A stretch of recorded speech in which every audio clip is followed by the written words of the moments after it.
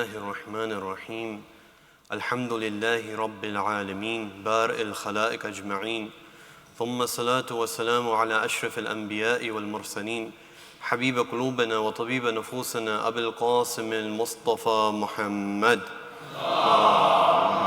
صل على محمد وعلى أهل بيته الطيبين الطاهرين لا سيما بقية الله في الأراضين روحي وأرواحنا لتراب مقدمه الفداء فقد قال الله في كتابه المجيد أعوذ بالله من الشيطان الرجيم قل إن كنتم تحبون الله فاتبعوني يحببكم الله ويغفر لكم ذنوبكم والله غفور رحيم صدق الله العلي العظيم.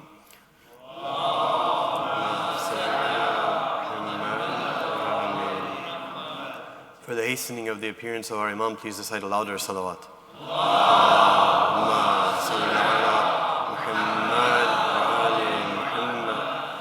And to the extent of your love of Amir al-Mu'mineen and to express our devotion to Amir al-Mu'mineen on this day of his Shahadat, recite the loudest of salawat.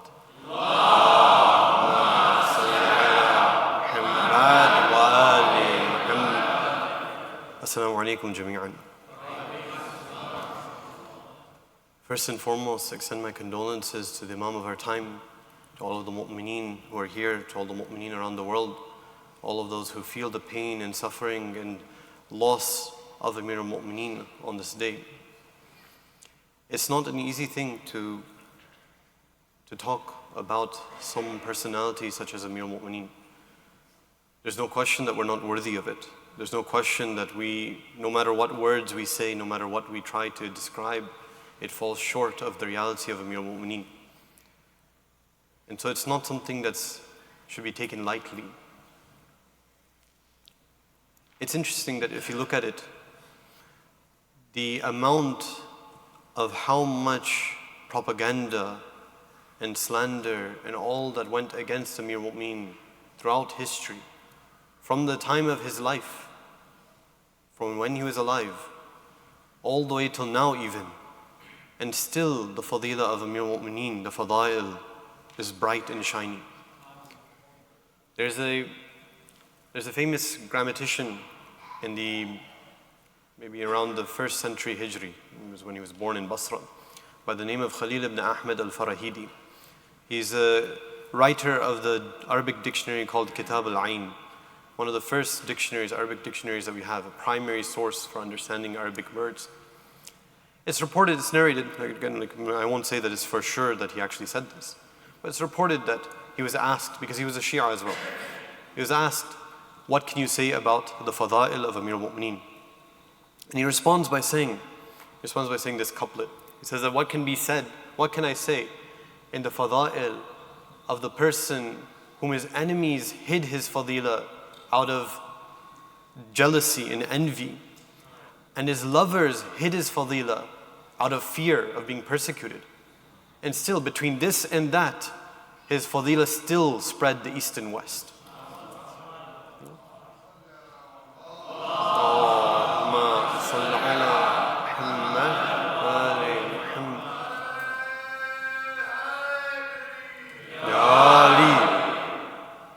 It is something for sure that we take extreme, immense pride in, that our Imam is Amir al-Mu'mineen.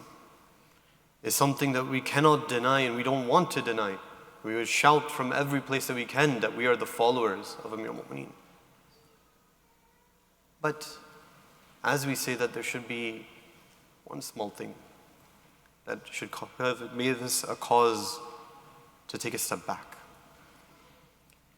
And it's that me calling myself the follower of Amir al-Mu'mineen doesn't really matter that much. Anybody can do that. Anybody can say that they're a Shia. It doesn't take much. It's just a word. Anyone can say that they're the follower of the Imam. Anyone can say that they're the lover of the Imam. What matters is if Amir al-Mu'mineen recognizes me as his Shia.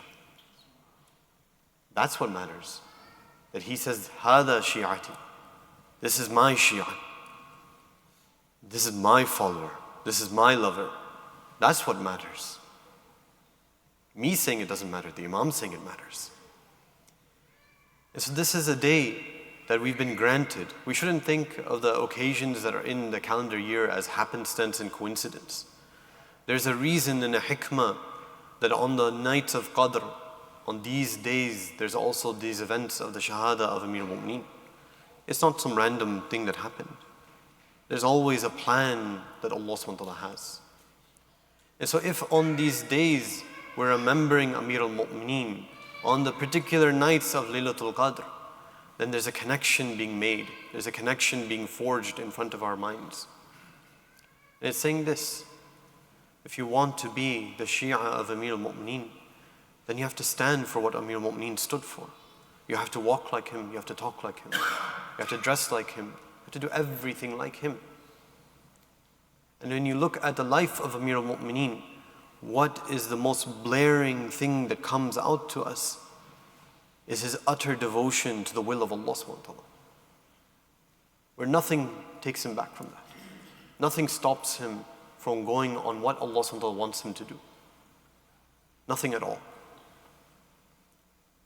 Look at the time in the Battle of Uhud, when the others ran away, when it seemed like all is lost, when there's a cry that comes out that the Prophet has been martyred, Amir al-Mu'mineen stays.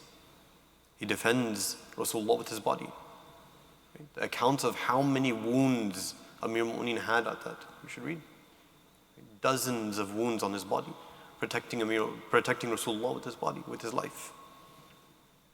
He's the one who stays on the bed of Rasulullah so that Rasulullah can go into Medina. He's the one who safeguards the life of Rasulullah. He's the one who safeguards the message of Rasulullah. He does that by embodying Allah subhanahu wa ta'ala's will. Whatever Allah wishes, He does. No hesitation, no question, nothing at all. And this is easier said than done. It's easier said than done for ourselves. Look at what Amir al-Mu'mineen had to go through. It's not just going out and fighting and doing, sometimes fighting is easier. Amir al-Mu'mineen had a period of time where he had to sit silent, be quiet. Again, because of the will of Allah. To the extent, right, we don't imagine this, the extent that even the closest of companions of Amir al-Mu'mineen started to have a bit of doubt. Like, why aren't you rising up? Why aren't you fighting for your right? To the extent that it says Salman al-Farsi had a bit of doubt. Until Hazrat Fatima Zahra had to complain to him, so why are you separating from us? It's not easy being Amir al-Mu'mineen. And he's alone. Where it says that after the Shahada of Hazrat Fatima Zahra, the people didn't say salam to him anymore. Imagine the courage and ability of Amir al-Mu'mineen in that situation. And saying that despite my ability, because he could have done an uprising, despite my ability to do a revolution, to do an uprising, I have to sit still for the good of the ummah. Because if I do it, people won't understand the truth. Even when he becomes the Khalifa, it's not smooth sailing. Battle after battle after battle. And people might have said, people did say, they said that, okay, you became the Khalifa, you don't need to change everything in one go, right? You don't need to do it. Keep Muawiyah where he is, right? Yes, he's not the right person, but if you try to change him, it'll create an uproar. He won't accept. He's too powerful. It's not the politically expedient thing to do. Just keep him there. He refused. Amir al-Mu'mineen refused. That's not the will of Allah. That's not to say that he doesn't do things wisely. Doesn't that at all, right? There's places like that. Maulana mentioned it yesterday or the day before, I don't remember exactly which day, where there's a Qadi Shurayh, right? This judge that is in Kufa by the name of Shurayh, who's not a good person. He doesn't rule and judge things properly. But Amir al-Mu'mineen can't take him out because of his position. If you were to take him out of his position, the whole of society would be uprooted. He was that much entrenched. But even when he keeps him there, he makes it clear to every single person that he's not the right person. He says that you can be the judge, but none of your rulings are effective unless the person that I appoint as a watcher over you approves of it. So yes, he's in his position, but it's a meaningless position. It's a token position. That's the difference between that and Muawiyah. Muawiyah had to be removed. And he wasn't afraid of the consequences. And this is the important thing. When we look at the prophets, when we look at the imams, they don't even see themselves as the central point of where everything needs to be determined, where everything needs to be done by. No. It's Allah's will that determines things. It's Allah's plan that makes things happen. So why is it that I'm like that? Sometimes I feel like it's the case, right? I feel like if I don't do this, if I don't make this happen in my life or in the life of the people around me, in the world around me, if it's not done by my efforts, then it's not going to happen. The point of us doing the things we're told to do is not to accomplish the results by our hands. The results are accomplished by God's will. God's plan will be complete. God will be victorious. Allah subhanahu wa ta'ala's plan will have the ultimate success. That is the promise. He is the one who's mutimma nuruhu. He's the one who completes his nur. And whatever plots of the kuffar are there, it will not affect that. And so my being on that side, I'm not the crucial element. It's not like I'm doing a favor to Allah subhanahu wa ta'ala. Me doing what Allah subhanahu wa ta'ala wants of me is for my benefit, not for God's benefit. It's for me, my growth. This is a crucial thing that we learn from the imams. That when God's will points them in a direction, they do it. They don't worry about the consequence, the result, any of those things. Yes, in picking what needs to be done, those are all factors. Not denying that. There is wisdom that needs to be done. There is the shrewdness that needs to be had. There is mashwara that needs to be done. All of those things are in their own place. But once it's been determined that this is what Allah subhanahu wa ta'ala wants despite the consequences, then nothing holds us back. We can't delude ourselves, trick ourselves because of consequences. This thing might happen, that thing might happen.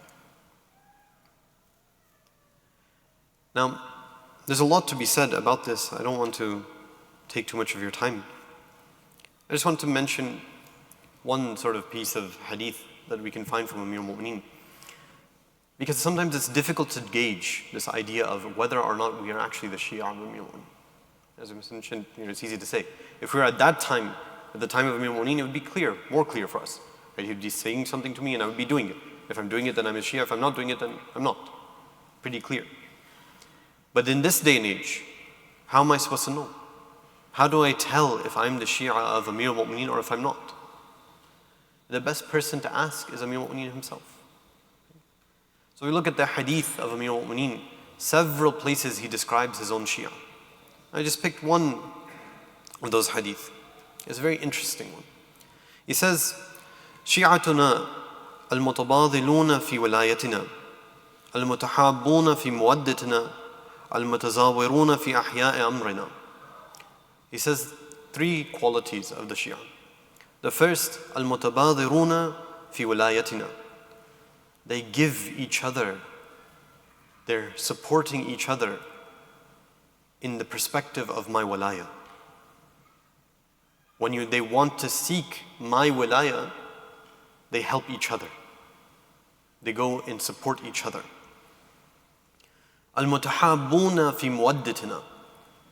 When they want to express that they have love for me, they have love for each other. Al-mutazawiruna fi ahya'i amrina. When they want to enliven the affair of the imamate, when they want to enliven the affair of Islam, enliven the word of God, they visit each other. It's not what maybe we were expecting. Maybe we were expecting that they're the ones who do the loudest nara hidri. They're the ones who hold up the flag the most. They're the ones who visit Najaf the most. They're the ones who do this or do that. Ya Ali! Of course the nara hidri is good. There's no denying of it. No denial whatsoever. That's the most outward layer of things. This is the real stuff. If I want to enliven the affair of imamate, I want to express my love for Imam Ali, I cannot do that if I do not have the love of the mu'mineen in my hearts. It's not possible. What does that mean? It means that if I want to go forward and check myself, whether I am the Shia of Amir al-Mu'mineen or not, then it's very clear. Look at my interactions and relationships within the mu'mineen, within my community, within my family. Family even more important. Within my family. Am I someone who has this overwhelming love for my family? Not for this worldly means, for the sake that this is a person who is also a lover of Amir al-Mu'mineen. And so I love them too. This is also a person who's on the path of Allah subhanahu wa ta'ala. And so I'm willing to do anything and everything to support them. That kind of love. That kind of giving. Sometimes this idea of khidmah and charity, sometimes we trick ourselves with it. We think it's the fact that I'm giving something and I pat myself on the back as if I've accomplished something. The whole point of giving is not that I'm doing something for them. The point is that I'm doing something what Allah subhanahu wa ta'ala wants. It's for seeking God's pleasure, not that person's pleasure. The love that I express is for the love of Allah. And yes, it's difficult to understand. I'm not denying that. If we had time, we'd go into it in more detail. But the central point is there. If we can look at ourselves in our relationships with each other, we'll find whether we're lacking or not. It's something to be crucially critical of ourselves here. Because it's something so easy to do. It's not some secret a'mal. It's not some secret dua. It's not some secret knowledge. It's not something that's hidden in these special books. It's something that's immediately available for every single one of us. If I want to be the one who's under the umbrella of the walaya of Amir al-Mu'mineen, I have to seek the walaya of the mu'mineen. And there's effects of this. There's effects of this. The most obvious effect of it is this.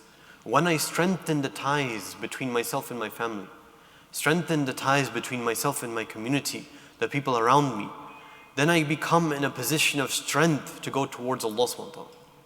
If I don't have the support of my family, if I don't have the support of my community, if I don't build those ties and relationships, then whenever there's a trial and tribulation, I'm banking on my own will to do the right thing. When everything else is, I feel alone.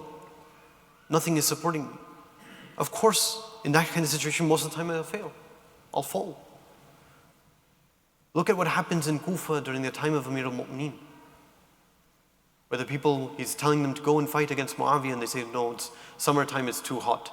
Wintertime, it's too cold. Springtime, we need to do the harvesting. Excuse after excuse after excuse. Why is that? It's because they didn't have this tie for this reason. They weren't involved and invested in each other's life. If they were, this wouldn't have been an excuse. They would have complete and absolute freedom in acting. Because they know that whatever I do, my brother has my back. I'm not alone in this. This is crucially important in our situations. When we're living in an environment, in a place where we're surrounded by non-Muslims, surrounded by non-Muslim ideals, non-Muslim values, when the greater society around us is going in a direction different from where Islam is telling us to go. If we want to be in any way successful in this kind of society, then we're utterly dependent on building these kinds of ties and relationships, without which we will not be able to succeed. Because the tide is against us. If we don't build a stream and a current that's going in the right direction, then the tide will take us away. It's a natural thing. Yes, there might be a rare exception that survives, but that's the rare exception. We can't hope to be that. We have to build these relationships, build these ties. They're crucially important. This is what allows us, if you look at it, it allows us to actually act in Islam in its entirety. It what it allows us when we see that there's atrocities and things happening around the world, that when we stand up for it and against those atrocities, we come from a position of strength. We're not divided about it. We're not weak about it. We're not sort of hesitant about it. We go out and speak. When we see what's happening in Gaza and Lebanon, we're not someone who's indifferent. We say, okay, if Amir al-Mu'mineen was here, would he wait to speak? If Amir al-Mu'mineen was here, would he hesitate to speak? Would he hesitate to move, to act? Would he be afraid of the consequences? I'm not saying he wouldn't do things foolishly. Na'udhu billah. No. He would obviously do things wisely. But for sure he would not be afraid. For sure he would not hesitate. For sure he would speak in support of the ones who are being oppressed across the world. There's no doubt about that. And if we doubt that, then we need to doubt our own understanding of our Imam.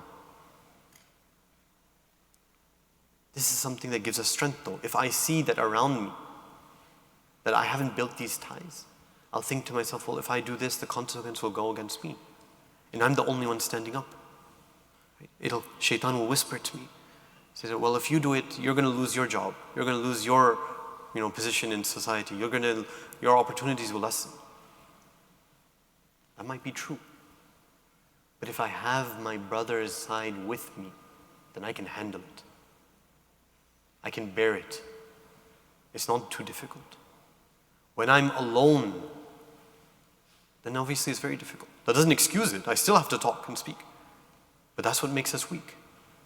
If we build that strength, meaningful strength, where our unity is not just a unity on some random basis. It's not a unity based on your ethnicity. It's not a unity based on the language. It's not a unity based on any of these things. These things are not important on the central, essential basis. What's important is Allah. If there is a unity based on that, that's what gives us the freedom to go and act. That's what gives us strength. We ask Allah subhanahu wa ta'ala that He gives us this type of unity, this kind of tawfiq, to be the Shia of Amir al-Mu'mineen the way that Amir al-Mu'mineen expects us to be. Mention a few words of musibah. Inshallah we'll end. Assalamu alayka ya Amir al-Mu'mineen. Assalamu alayka ya Ali ibn Abi Talib.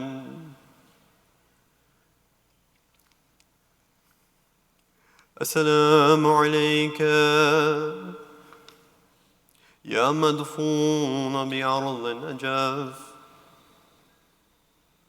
السلام عليك ورحمة الله وبركاته. Dear brothers and sisters, sometimes when we talk about the masibah of our Imams, we just look at the events that happened. We don't look at the person who it happened to. If we want to understand the masa'ib of Amir al-Mu'mineen, we have to go back in history. Look at who Amir al-Mu'mineen is. He's the first to accept Islam. He's the ultimate supporter of Rasulullah. He's raised by Rasulullah. He gives everything for Rasulullah, for Islam. And where is the musibah? When Rasulullah has passed away, when the ghusl is happening, when he's doing that right that is wajib for every Muslim, a door is burnt down. And this is Haydar al-Karrar, someone who nobody can doubt the courageousness of. And when he's seeing Hazrat Fatima Zahra between the door and the wall, he has to say for the good of Islam that he cannot fight. Can you imagine that? Can you imagine the difficulty it is at that moment to be silent?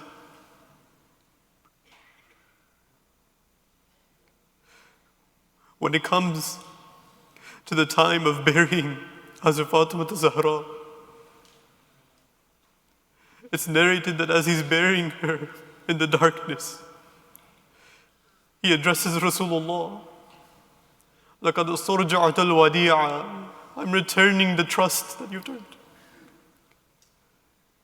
Perhaps he also tells Rasulullah, but don't ask me about the condition of this trust.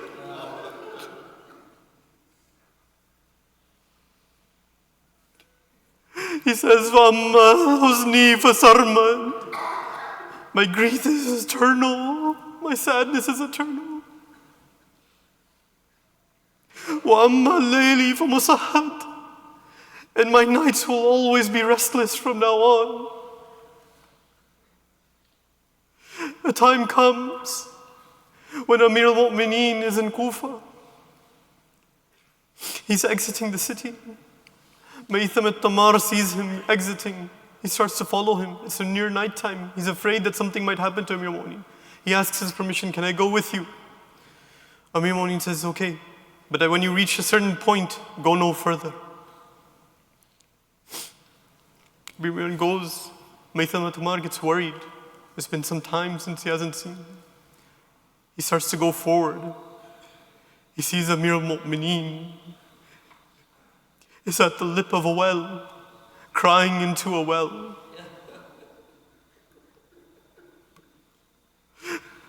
Maytham asks him, what are you doing, Ya Amir al-Mu'mineen? He says, I have no one to talk to. Ali is alone. Ali doesn't have him.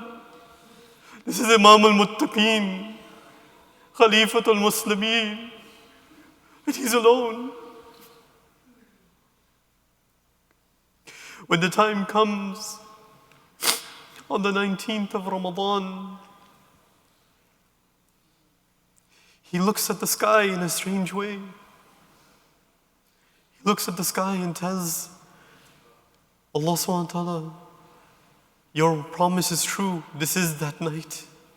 This is the night that you have promised. When he goes to the masjid, the first thing that he does is awaken the people to pray. One of the people that he awakens to pray is Ibn Muljam. He's laying on his stomach. He tells him that, look, this isn't good for you. Don't lay in this manner. Don't sleep in this manner. It's not good for you. He knows what he's there for. And still at that last moment, he's telling something for his benefit. When Amir al-Mu'mineen is struck by that poisonous sword, it said that a cry comes out from the heavens. تَهَدَّمَتْ وَاللَّهِ أَرْكَانَ الْهُدَى. By Allah, the pillars of guidance have been destroyed. The connection between the earth and the sky has been cut. Ali al-Murtada has been made shaheed. But you know what happens? When Amir al-Mu'mineen is taken to his house, as Maulana mentioned yesterday, there's companions that start to line up outside the house. They hear the cries from inside the house and they want to visit Amir al-Mu'mineen. Imam Hassan is sent out and says, disperse from here, don't stay. Amir al-Mu'mineen is saying, don't stay here. Go back to your homes. They all disperse except one, Asbagh ibn Nabata. He hears the cries come again. He can't handle himself. He wants to be there. Imam Hassan comes out again. He says, did you not hear Asbagh? He says, La wallah, I can't do it. I can't leave. Amir al-Mu'mineen, we want to be like Asbagh ibn Nabata. No matter what, we're not going to leave your house. We're not going to leave your door. We don't want to leave. If I leave from here, where should I go? I don't have anywhere to go except your door, Amir al-Mu'mineen. But oh, brothers and sisters, have you paid attention that when Amir al-Mu'mineen was brought to his door, he told Hassan and Hussein, let me walk into the door myself. Don't carry me in. Wrap my wound properly. Don't let it be seen. Why? Why don't you want to be seen, Amir al-Mu'mineen? Because you don't want Zainab and Kulthum to see their father in this state. Ya Amir al-Mu'mineen, these days will pass And a day will come on Ashura when Zainab is Atilla Zainabiyya. And she says, Wa Muhammada, Wa Hamzata, Wa Aliya, Hada Husayn bil Ara, Murammilun bid Dama, Muqatti'ul Azar. This is Hussein, bare on the sands of Karbala, drenched in his blood. His limbs are cut. على لعنة الله على القوم الظالمين وسيعلم الذين ظلموا أي منقلب ينقلبون. بات الحسين.